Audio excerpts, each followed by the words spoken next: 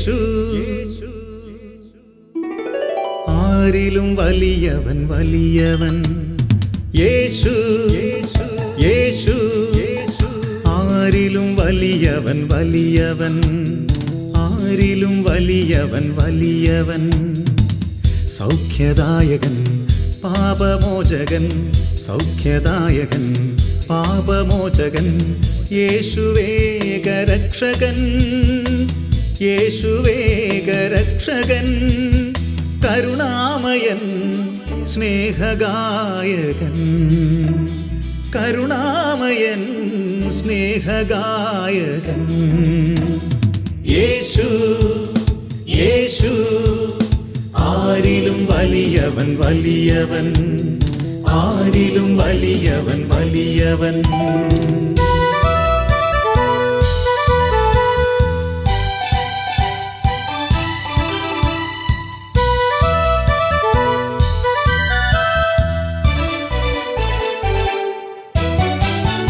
അത്ഭുതങ്ങളുടെ രാജാവ്, വിടുതലിൻ്റെ ആത്മാവ്. അത്ഭുതങ്ങളുടെ രാജാവ്, വിടുതലിൻ്റെ ആത്മാവ്. ദുഃഖവും ഭയവും നിരാശയും എല്ലാം വിട്ടുപോകും. ദുഃഖവും ഭയവും നിരാശയും എല്ലാം വിട്ടുപോകും. യേശു യേശു ആരിലും വലിയവൻ വലിയവൻ. യേശു യേശു ആരിലും വലിയവൻ വലിയവൻ.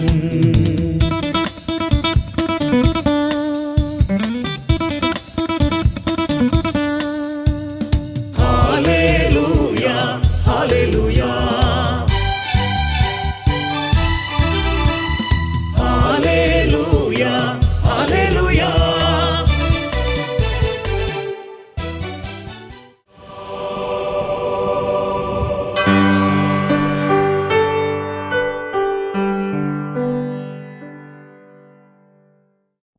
യേശുവേ നന്ദി, യേശുവേ സ്തുതി.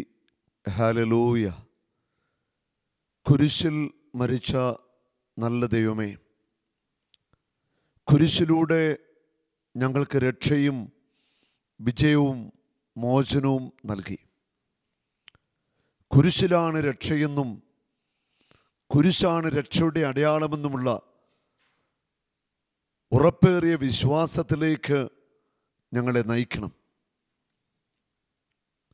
കുരിശിൻ്റെ യാത്രയാണ് രക്ഷാകര യാത്രയെന്നുള്ള ആഴമായ ആത്മീയ തിരിച്ചറിവിലേക്ക് ദൈവാത്മാവെ ഞങ്ങളെ നയിക്കണം. നമ്മളിന്ന് കുരിശിലെ രക്ഷയെക്കുറിച്ച് അല്പസമയം കേൾക്കുക. വിശുദ്ധ ബൈബിളിൽ റോമാക്കാർക്കെഴുതിയ ലേഖനം 9-ാം അധ്യായത്തിൻ്റെ 15-ാമത്തെ വചനം പറയുന്നു, എനിക്ക് ദയ തോന്നുന്നവരോട് ഞാൻ ദയ കാണിക്കും, എനിക്ക് അനുകമ്പ തോന്നുന്നവരോട് ഞാൻ അനുകമ്പ കാണിക്കും. ദൈവമായ കർത്താവ് പറയുകയാണ്, എനിക്ക് ദയ തോന്നുന്നവരോട് ഞാൻ ദയ കാണിക്കും, എനിക്ക് അനുകമ്പ തോന്നുന്നവരോട് ഞാൻ അനുകമ്പ കാണിക്കും. എല്ലാറ്റിൻ്റെയും അടിസ്ഥാനം ദൈവത്തിൻ്റെ ദയയാണെന്ന് വചനം പഠിപ്പിക്കുന്നു. തൻ്റെ അടുത്തേക്ക് വന്ന ജനക്കൂട്ടത്തെ കണ്ടപ്പോൾ അവരോട് അനുകമ്പ കാണിക്കുന്ന യേശുവിനെ നമ്മൾ സുവിശേഷത്തിൽ കാണുന്നു. ദൈവത്തിൻ്റെ ദയയും അനുകമ്പയുമാണ് നമ്മുടെ ജീവിതത്തിൻ്റെ എല്ലാം. വിശുദ്ധ ബൈബിളിൽ ലൂക്കാസ് സുവിശേഷം 23-ാം അധ്യായത്തിൽ 39 മുതൽ 43 വരെയുള്ള വചനങ്ങൾ. ലോകത്തിൻ്റെ രക്ഷകനായ ക്രിസ്തു കുരിശിൽ തറയ്ക്കപ്പെട്ടു. യേശുവിൻ്റെ വലതും ഇടതുമായിട്ട് 2 മനുഷ്യരെയും കുരിശിൽ തറച്ചു. അവരും കുരിശിൽ കിടന്ന് പീഡകൾ അനുഭവിക്കുക. അവർ 2 കള്ളന്മാരാണെന്ന് വചനം സാക്ഷ്യപ്പെടുത്തുന്നു. കള്ളത്തരത്തിലും വഞ്ചനയിലുമൊക്കെ ജീവിച്ച അവർ പിടിക്കപ്പെട്ടു. അവരും കുരിശിൽ തറയ്ക്കപ്പെട്ട് കുരിശിൽ കിടക്കുകയാണ്. അവർ കുരിശിൽ കിടക്കുമ്പോൾ അവർ വേദനകളിലൂടെയാണ് കടന്നു പോകുന്നത്. പക്ഷെ കഴിഞ്ഞകാല പാപത്തിൻ്റെ ചെയ്തികളെ ഓർത്ത് അനുതപിക്കുവാൻ ഒരു വ്യക്തി മാത്രമേ തയ്യാറാകുന്നുള്ളൂ. രണ്ട് വ്യക്തികളിൽ ഒരാൾ അനുതപിച്ച് കർത്താവായ യേശുവിനെ സ്വന്തമാക്കുവാൻ ശ്രമിക്കുക. പക്ഷെ ഒരു കള്ളൻ കർത്താവിനെ നിന്ദിക്കുന്നതായിട്ട് നമ്മൾ കാണുന്നത്. അവൾ കുരിശിൽ കിടക്കുന്ന രണ്ട് വ്യക്തിയുടെ വ്യത്യസ്തമായ മനസ്സ് അല്ലെ വ്യത്യസ്തമായ അവരുടെ രക്ഷയെക്കുറിച്ചുള്ള കാഴ്ചപ്പാടായിരിക്കാം.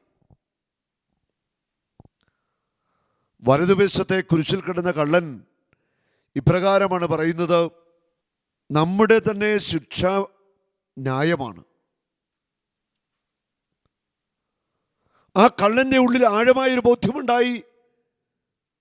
ഞാൻ കുരിശിൽ തറയ്ക്കപ്പെട്ടു എന്ന് പറയുന്നത് ന്യായമായിട്ട് ഞാൻ അനുഭവിക്കേണ്ട ശിക്ഷയാണ്. കാരണം എൻ്റെ പ്രവൃത്തികൾ, എൻ്റെ ചെയ്തികൾ അത്ര മോശമായിരുന്നു. അതുകൊണ്ടാണ് എനിക്ക് ശിക്ഷ ഏറ്റുവാങ്ങേണ്ടി വന്നത് എന്നുള്ള ബോധ്യത്തിലേക്ക് ആ മനുഷ്യൻ വരികയാണ്. രക്ഷകനായ യേശുവിന് മുൻപിൽ തൻ്റെ ഹൃദയത്തെ തുറന്നു വെക്കുക. നീതിമാനായ ദൈവത്തിൻ്റെ മുൻപിൽ ഹൃദയം തുറന്നു വെക്കുക ആ മനുഷ്യൻ. ഇടതുവശത്തെ കുരിശിൽ കിടന്ന കള്ളൻ യേശുവിനെ നിന്ദിച്ചുകൊണ്ട് പറയുകയാണ്: നീ ക്രിസ്തുവല്ലേ, ദൈവത്തിനല്ലേ, നീ കുരിശിൽ നിറങ്ങ്, ഞങ്ങളെ കൂടെ കുരിശിൽ നിറക്കെ രക്ഷിക്കാനാ ആ വ്യക്തി പറയുന്നത്. കുരിശിൽ കിടന്ന് സഹിക്കുമ്പോഴും ദൈവത്തെ അന്വേഷിക്കാത്ത മനുഷ്യൻ. ഇന്നും അങ്ങനെയുള്ള ചിലരുണ്ട്. സഹനങ്ങളിലൂടെ, രോഗങ്ങളിലൂടെ, തകർച്ചകളിലൂടെ കടന്നു പോകുമ്പോഴും അവർ ദൈവത്തെ അന്വേഷിക്കുവാൻ തയ്യാറല്ല. ദൈവത്തിൻ്റെ വചനം കേൾക്കുവാൻ അവർ തയ്യാറല്ല. ഇങ്ങനെയുള്ള ചില വ്യക്തികളോട് ഒരു ധ്യാനത്തിൽ പങ്കെടുക്കുവാൻ ആവശ്യപ്പെട്ടാൽ അവരതിന് താല്പര്യം കാണിക്കാറില്ല. പല വിധത്തിലുള്ള ഒഴിവ് കഴിവുകൾ പറഞ്ഞ് അവർ അതിൽ നിന്ന് മാറുകയാണ് ചെയ്യുന്നത്. നമ്മുടെ ജീവിതത്തിൽ തകർച്ചകളും സഹനങ്ങളും ഉണ്ടാകുമ്പോൾ നമ്മൾ ദൈവവചനത്തിൻ്റെ മുൻപിൽ ആയിരിക്കുന്നത് ഒത്തിരിയേറെ അനുഗ്രഹപ്രദമാണ്. ദൈവം തൻ്റെ വചനം അയച്ചുകൊണ്ട് നമ്മളെ മോചിപ്പിക്കും, നമ്മളെ വിടുവിക്കും, രക്ഷയിലേക്ക് നയിക്കുകയും ചെയ്യും. കുറ്റവാളികളിൽ ഒരുവൻ അവനെ ദുഷിച്ചു പറഞ്ഞു. ഉണ്ടോ? കുരിശിൽ കിടക്കുന്ന മനുഷ്യൻ യേശുവിനെ ദുഷിച്ചു പറയുക. ഞാൻ ഓർക്കാണ് ഒരമ്മ എന്നോട് പറഞ്ഞ വാക്ക്. തൻ്റെ മകൻ, ചെറുപ്പക്കാരൻ്റെ മകൻ ക്യാൻസർ ബാധിച്ചു മരിച്ചു. മകൻ്റെ മരണം താങ്ങാനാവാത്ത ആ അമ്മ പള്ളിപ്പോക്ക് നിർത്തി, അപ്പനും പള്ളിപ്പോക്ക് നിർത്തി, പ്രാർത്ഥന അവസാനിപ്പിച്ചു, യേശുവിനെ തള്ളിപ്പറഞ്ഞ ഒരു സംഭവം. ഇവിടെ കുരിശിൽ കിടന്ന മനുഷ്യൻ യേശുവിനെ ദുഷിച്ചു എന്നാ പറയുന്നത്. ആ മനുഷ്യനും സഹിക്കുക. സഹിക്കുമ്പോഴും ദൈവത്തെ ദുഷിക്കുന്നവർ. കുരിശിലാണ് രക്ഷയെന്ന് തിരിച്ചറിയുന്നില്ല. കുരിശിലൂടെയാണ് വലിയൊരു മോചനം, വലിയൊരു വിടുതൽ നമുക്ക് ലഭിക്കുന്നത് നമ്മൾ തിരിച്ചറിയുന്നില്ല. നമ്മൾ പ്രാർത്ഥന തുടങ്ങുന്ന പോലും വിശുദ്ധ കുരിശിൻ്റെ അടയാളത്താലാണ്. നമ്മുടെ നെറ്റിയിൽ ഒരു കുരിശ് വരയ്ക്കുമ്പോൾ തന്നെ, കുരിശാൽ മുദ്രയിടുമ്പോൾ തിന്മയുടെ ശക്തി നമ്മളെ വിട്ടുമാറുകയാണ്. ബന്ധനത്തിൻ്റെ പ്രാർത്ഥനകൾ ചൊല്ലുമ്പോൾ യേശുനാമത്തിൻ്റെയും വിശുദ്ധ കുരിശിൻ്റെയും ഒക്കെ അടയാളത്തിൽ ചൊല്ലുന്നത് നമ്മൾ കേട്ടിട്ടുണ്ട്. അപമാനത്തിൻ്റെ അടയാളമായിരുന്ന കുരിശിനെ മഹിമയുടെ അടയാളമാക്കി ക്രിസ്തു മാറ്റുകയാണ്. ക്രിസ്തു കുരിശിൽ മരിച്ചതിലൂടെയാണ് കുരിശ് മഹത്വത്തിൻ്റെ, മഹിമയുടെ, രക്ഷയുടെ അടയാളമായിട്ട് മാറുന്നത്. നമ്മുടെ ജീവിതത്തിൽ ഒത്തിരിയേറെ കുരിശുകളുണ്ട്. പല വിധത്തിൽ ഈ കുരിശുകൾ ക്രിസ്തുവിൻ്റെ കുരിശിനോട് ചേർത്ത് വയ്ക്കുമ്പോൾ നമ്മൾ ഒത്തിരിയേറെ അനുഗ്രഹിക്കപ്പെടുകയാണ്. ഇന്നലെ ഒരു സഹോദരനോട് പങ്കുവച്ചൊരു അനുഭവമാണ്. അവരെ ഒത്തിരിയേറെ സാമ്പത്തിക ഞെരുക്കത്തിലൂടെ കടന്നു പോകുകയാണ്. ഒരു മകളുടെ വിവാഹം കഴിച്ച് അയക്കുവാനുണ്ട്. സാമ്പത്തികമായിട്ട് വഴികൾ ഒന്നുമില്ല, കടബാധ്യതകളുണ്ട്. ആ സഹോദരി ചിറ്റടിയിൽ നടക്കുന്ന കിങ് ജീസസ് മിനിസ്ട്രിയുടെ ഏകദിന ധ്യാനത്തിലേക്ക് വരികയാണ്. ആ സഹോദരനോട് പറഞ്ഞു, അവിടെ ആദ്യത്തെ ആഴ്ച വന്നപ്പോൾ തന്നെ എൻ്റെ അടുക്കൽ വന്നിട്ട് പറഞ്ഞു, എൻ്റെ മകളുടെ വിവാഹം നടക്കണം, കടബാധ്യതകളുണ്ട്, വിവാഹാലോചന വരുന്നുണ്ട്, ഒരു മാർഗവുമില്ല. ആ സഹോദരിയോട് ഞാൻ ഇപ്രകാരം പറഞ്ഞു, ഒരു 7 ശനിയാഴ്ച വന്ന് വചനം കേട്ട് ആരാധന പങ്കെടുത്ത് പ്രാർത്ഥിക്ക്, യേശു ഒരു വഴി തുറക്കും. ആ സഹോദരി ഇന്നലെ എന്നോട് പറയുകയാണ്, 7 ശനിയാഴ്ച ഞാൻ വന്ന് വചനം കേട്ടു, ആരാധനയിൽ പങ്കെടുത്ത് പ്രാർത്ഥിച്ചു. 7ാമത്തെ ആഴ്ച എൻ്റെ മകളുടെ വിവാഹം ഉറപ്പിൻ്റെ ദിവസമായിരുന്നു. ഹല്ലേലൂയ. 7 ആഴ്ച പങ്കെടുത്തപ്പോൾ മകളുടെ വിവാഹം ഉറപ്പിച്ചു. പിന്നീട് ഒത്തിരിയാണ് നടന്നു, വിവാഹം നടന്നു, അവൾ സന്തോഷമായിട്ടിരിക്കുന്നു. ആ സഹോദരി പറയുകയാണ്, ബ്രദറെ കുറച്ച് കടബാധ്യതയുണ്ട്, പലരും സഹായിച്ചു, എല്ലാം ഭംഗിയായിട്ട് നടന്നു, പ്രാർത്ഥിക്കണം.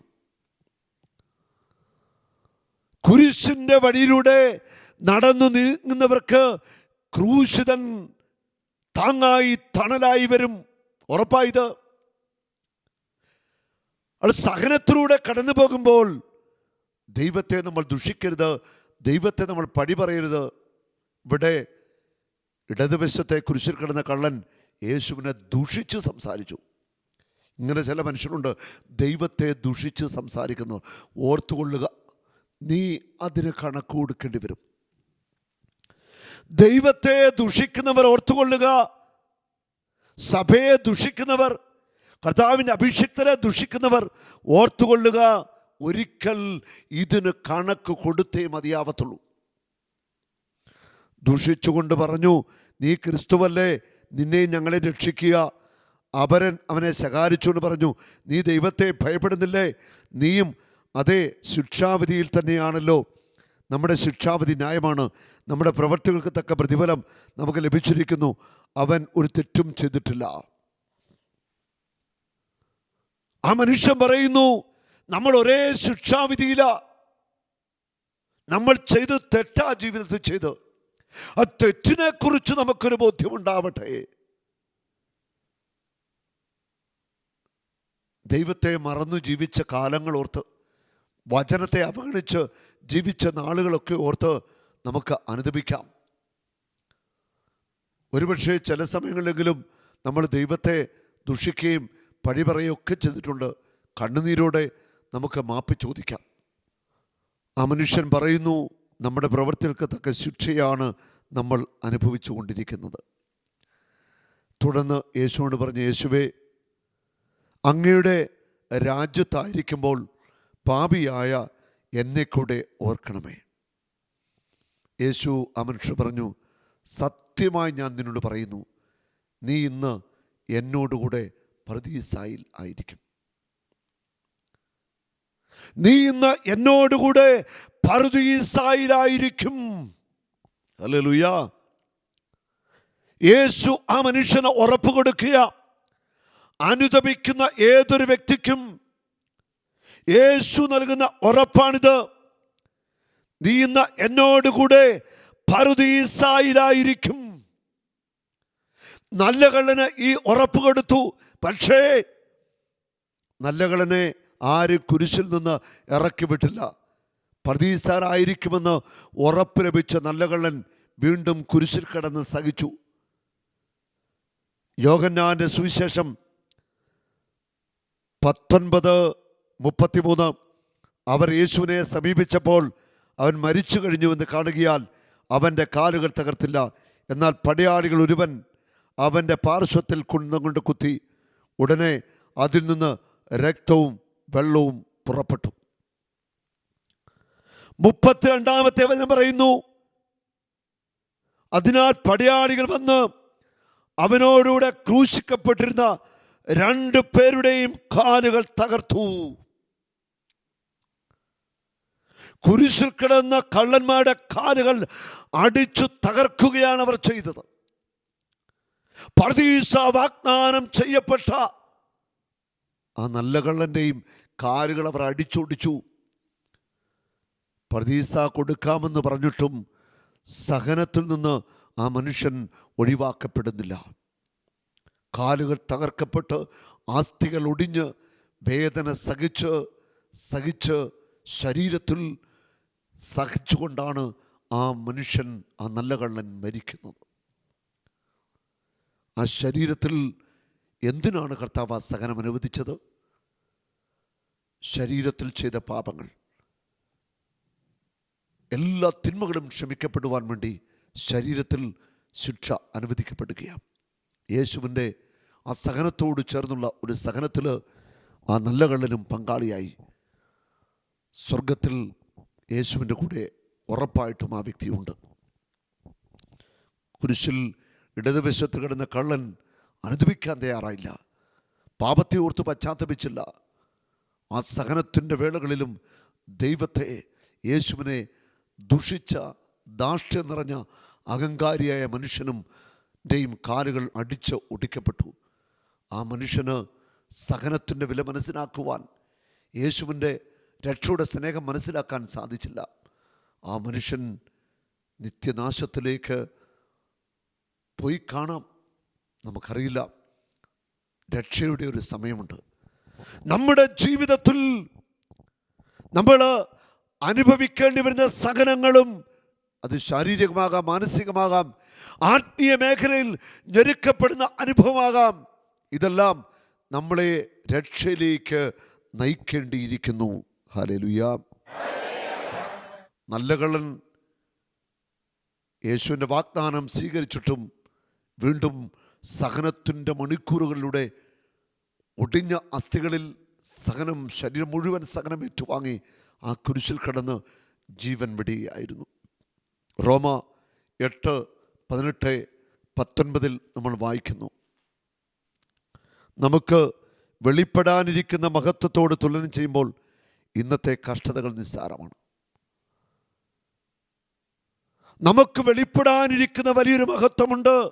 അത് കുരിശിലെ മഹത്വമാ, കുരിശിൽ സഹിച്ച യേശുവിൻ്റെ മഹത്വമാ.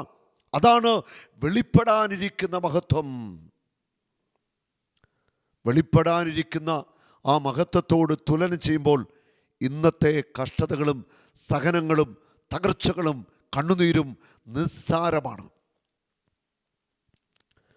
സൃഷ്ടപ്രപഞ്ചം ദൈവമക്കളുടെ വെളിപ്പെടുത്തലിനെ ആകാംക്ഷയോടെ കാത്തിരിക്കുന്നു. ഈ സൃഷ്ടപ്രപഞ്ചത്തോട്, ലോകത്തുള്ള വ്യത്യസ്തമായ മതവിഭാഗത്തിൽപ്പെട്ടവരോട്, ദൈവത്തെ തള്ളിപ്പറയുന്നവരോട്, നിരീശ്വരവാദികളോട് നമുക്ക് ചിലത് പറയുവാനുണ്ട്. അത് നമുക്ക് പറയാനുള്ളത് നമ്മൾ സഹനത്തിൽ നിന്നുകൊണ്ടാണ് പറയാനുള്ളത്. വെളിപ്പെടാനിരിക്കുന്ന ആ സഹനത്തെക്കുറിച്ച്, ആ സഹനത്തിലൂടെ നമുക്ക് വെളിപ്പെടാനിരിക്കുന്ന വലിയ മഹത്വത്തെക്കുറിച്ചാണ് നമുക്ക് ലോകത്തിലുള്ള എല്ലാ മനുഷ്യർക്കും വെളിപ്പെടുത്തി കൊടുക്കാനുള്ളത്. സൃഷ്ടപ്രപഞ്ചം ദൈവമക്കളുടെ വെളിപ്പെടുത്തലിനായി കാത്തിരിക്കുന്നു. ആ വെളിപ്പെടുത്തൽ ഇതാണ്: ക്രിസ്തുവിനോടുകൂടെ സഹിച്ചവർക്കാണ് ക്രിസ്തുവിനോടുകൂടെ നിത്യമായ സന്തോഷത്തിൽ പങ്കുള്ളത്. ലോകരാജ്യങ്ങളിൽ ക്രൈസ്തവർ വധിക്കപ്പെടുന്നു. ലോകത്തിൽ ഏറ്റവും അധികം പീഡിപ്പിക്കപ്പെടുന്ന ക്രൈസ്തവരാണ്. അവർ ആ കുരിശിലേക്ക് നോക്കി, അവൻ്റെ മുറിവിലേക്ക് നോക്കി സഹനങ്ങൾ സ്വീകരിക്കുക. നമുക്ക് നമ്മുടെ ജീവിതം കർത്താവിന് വിട്ടുകൊടുക്കാം. നമുക്ക് 2 കരങ്ങളും ഉയർത്തി നമുക്ക് സഹനങ്ങളെ ഓർത്ത് നന്ദി പറയാം. Hallelujah, hallelujah. യേശുവേ, ഞങ്ങൾ അനുഭവിക്കുന്ന എല്ലാ തകർച്ചകളെയും സഹനങ്ങളെയും ഓർത്ത് നന്ദി പറയുന്നു. ശാരീരിക രോഗങ്ങളിൽ അനുഭവിക്കുന്ന സഹനങ്ങൾ, ശരീരത്തെ വേദനകൾ, പീഡകൾ, അവയെല്ലാം ഓർത്ത് ഞങ്ങൾ നന്ദി പറയുന്നു. ഞങ്ങളുടെ കുടുംബങ്ങൾ അനുഭവിക്കുന്ന സഹനങ്ങൾ, തകർച്ചകൾ, പരാജയങ്ങൾ, അവയോർത്ത് നന്ദി പറയുന്നു. സഹനത്തിൻ്റെ വഴികളിലൂടെ കടന്നു പോകുമ്പോൾ കർത്താവേ, അങ്ങയുടെ കരങ്ങളിൽ മുറുകെ പിടിക്കുവാൻ ഞങ്ങൾക്ക് ആത്മശക്തി നൽകണമേ. സഹനത്തിൻ്റെ ഓരോ നിമിഷങ്ങളിലും ദൈവമേ, അങ്ങയൊന്ന് സ്തുതിച്ച് മഹത്വപ്പെടുത്താൻ ആത്മാവിൻ്റെ ശക്തി നൽകി അനുഗ്രഹിക്കണമേ. എല്ലാം മറന്ന് എല്ലാവരും യേശുവിനെ സ്തുതിക്കട്ടെ. Hallelujah, hallelujah. കർത്താവേ, സഹിക്കുന്ന അങ്ങയുടെ മക്കൾക്ക് ആത്മബലം നൽകണമേ. അനേക നാളുകളായി, അനേക വർഷങ്ങളായി സഹനത്തിൽ, വേദനകളിൽ കഴിയുന്നവരെ വിടുവിക്കണമേ. കർത്താവേ, അങ്ങയുടെ പരിശുദ്ധാത്മാവിനെ അയക്കണമേ. മനസ്സ് തകർന്നവർക്ക് ബലം നൽകണമേ. ജീവിതം തകർന്നവരെ കർത്താവേ, അങ്ങ് കൈപിടിച്ചുയർത്തണമേ. യേശുവേ നന്ദി, യേശുവേ സ്തുതി. പരിശുദ്ധാത്മാവേ നന്ദി, പരിശുദ്ധാത്മാവേ സ്തുതി. ആമേൻ.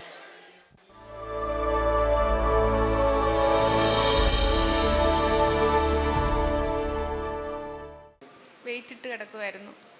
17 ദിവസമായിട്ട് 7 കിലോയുടെ വെയിറ്റ് ഇട്ട് കിടക്കുകയാണല്ലേ?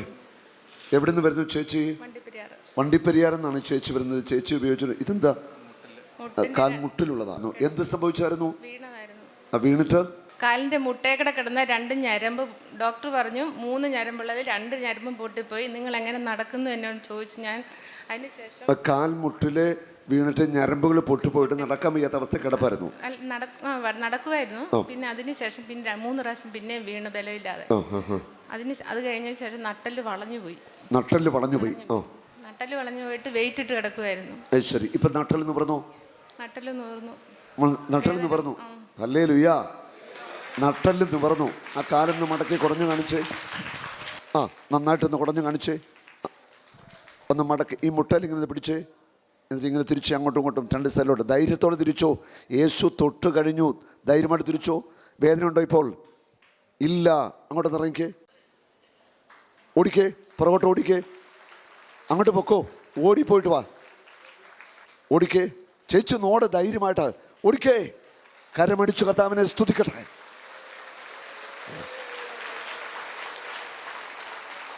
Hallelujah, hallelujah. സന്തോഷമായോ? സന്തോഷമായി. ആരാ ഈ സൗഖ്യം നൽകിയത്? യേശുവിന് നന്ദി. ഹല്ലേലൂയ. കരമടിച്ചു കർത്താൻ നന്ദി പറയാം.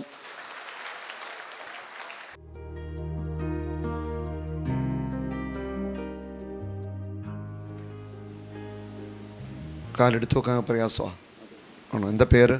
ലാൽ. എവിടെ നിന്ന് വരുന്നു? ചേർത്തലേന്ന്. ഏത് ഹിപ്പാ ദ്രവിച്ചിരിക്കുന്ന? ഓപ്പറേഷൻ ചെയ്തതാണ്. ഒരെണ്ണം ഓപ്പറേഷൻ ചെയ്താ? ഏതാ ഇവിടെ ചെയ്തു? എത്ര ലക്ഷം രൂപയായി? 1.5 ലക്ഷം. 1 ലക്ഷം. കോട്ടയം മെഡിക്കൽ കോളേജിൽ. ഇപ്പം ഇവിടെ ഓപ്പറേഷൻ പറഞ്ഞിരിക്കുക. അപ്പോൾ അന്ന് ഒരു 2 വർഷത്തോളം എനിക്ക് മുട്ടുകുത്താനുള്ള സാഹചര്യം അല്ലായിരുന്നു. വേദന കാരണം മുട്ടുകുത്താൻ വേണം. കഴിഞ്ഞ മാസം മുട്ടുകുത്തി. അത് കഴിഞ്ഞ മാസം ഇവിടെ ധ്യാനം കൂടിയിരുന്ന ഇമാന് അവൾ മുട്ടൊന്നും കുത്തത്തിലായിരുന്നു. മുട്ടുകുത്തി എന്നാണ് കഴിഞ്ഞ മാസത്തെ ധ്യാനത്തിന്. ഹല്ലേലൂയ. ഇവിടെ ദ്രവിച്ചു പോയതാണ്. ഓപ്പറേഷൻ പറഞ്ഞിരിക്കുക. എല്ലാവരും കരമെത്തി പിടിച്ച് ഇമാനോനെ സ്തുതിച്ച്. ഹല്ലേലൂയ. യേശുവേ നന്ദി, യേശുവേ സ്തുതി. കർത്താവേ, ഈ അസ്ഥികളെ അങ്ങ് കൂട്ടിച്ചേർക്കണമേ. യേശുവിനെ സ്തുതിച്ച്. ഹല്ലേലൂയ. ദ്രവിച്ച ബോളലുകളൊക്കെ പുനഃസൃഷ്ടിക്കപ്പെടട്ടെ. യേശുവിൻ്റെ നാമത്തിൽ പ്രാർത്ഥിക്കുന്നു. അത്ഭുതമായി സൗഖ്യം ലഭിക്കട്ടെ. യേശുവേ നന്ദി, യേശുവേ സ്തുതി. യേശുവേ നന്ദി, യേശുവേ സ്തുതി. യേശുവേ നന്ദി, യേശുവേ നന്ദി, യേശുവേ സ്തുതി. യേശുവേ നന്ദി. Hallelujah, hallelujah, hallelujah, hallelujah. ആ കാലിന്ന് വലിച്ചു കുടഞ്ഞേ. വലത്തെ കാല്. നന്നായിട്ട്. നന്നായിട്ട്.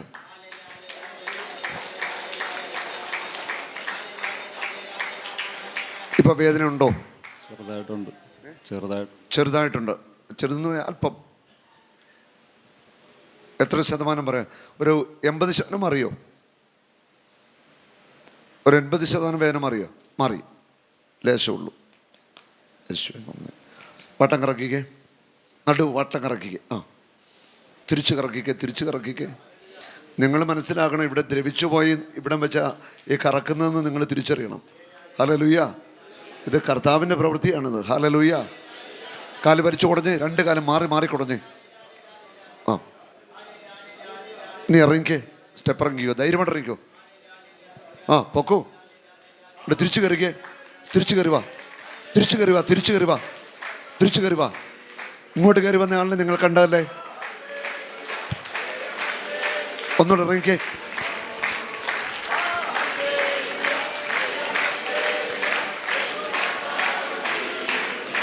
ഹല്ലേലൂയ. നിങ്ങൾ കണ്ടതല്ലേ കാല് വലിച്ചു വലിച്ച് കയറി വരുന്നത്? ആണോ? ഇപ്പം കണ്ടോ? ഒന്ന് ഓടിക്കാണിച്ചേ. ഓടിക്കോ. അങ്ങ് പുറകെ വരെ ഓടിയിട്ട് വാ.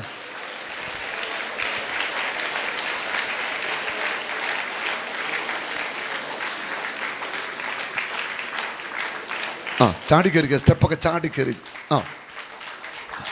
ഹല്ലേലൂയ. കർത്താവിൻ്റെ വലിയ കരുണയാണ്, സ്നേഹമാണിത്. സന്തോഷമായി. ഇവിടെ ഓപ്പറേഷൻ വേണ്ടി വരികയല്ലോ കേട്ടോ. ഈശോ തൊട്ടു. ഈശോയ്ക്ക് നന്ദി പറഞ്ഞ് പ്രാർത്ഥിക്കും. 3, 9, 12 വയസ്സും 9 വയസ്സും 8 മാസം മക്കൾ. അവരെ സംരക്ഷിക്കാനായിട്ട് പറ്റാത്ത ഒരവസ്ഥയാണല്ലോ എന്ന് ഓർത്ത് ജീവിക്കരുത്. കൂലിപ്പണിയാണോ? അതെ, 2 പ്രാവശ്യം മുകളിൽ നിന്ന് വീണിട്ടുണ്ട്. വെൽഡിങ് ഫാബ്രിക്കേഷൻ അതിൻ്റെ ജോലി സംബന്ധമായ 2 പ്രാവശ്യം 10 അടി ഹൈറ്റിൽ നിന്ന് പണ്ട് വീണിട്ടുണ്ട്. അങ്ങനെ സംഭവിച്ചതായിരിക്കും, അതറിയത്തില്ല. ഡോക്ടർമാർക്കും അറിയാൻ പാടില്ലെന്ന് പറഞ്ഞു.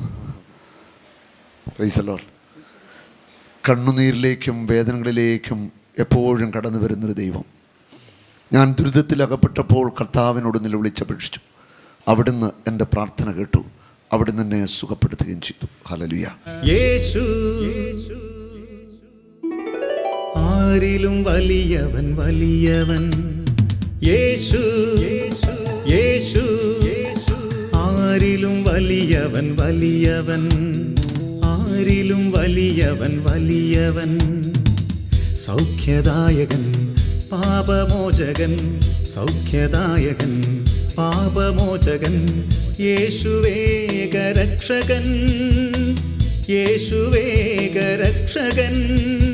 കരുണാമയൻ, സ്നേഹഗായകൻ. കരുണാമയൻ, സ്നേഹഗായകൻ. യേശു യേശു ആരിലും വലിയവൻ, വലിയവൻ. ആരിലും വലിയവൻ, വലിയവൻ.